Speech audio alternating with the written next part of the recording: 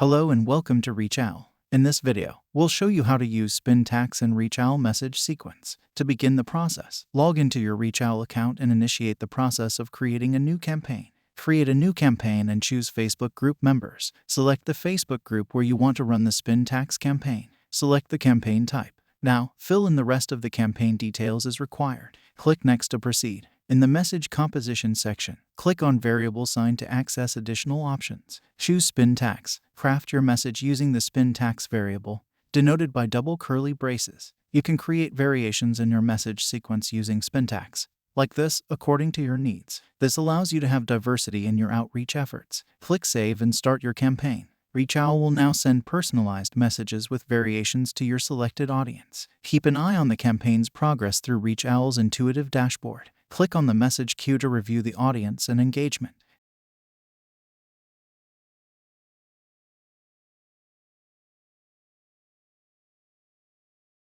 Let's see another simple example. Edit your campaign.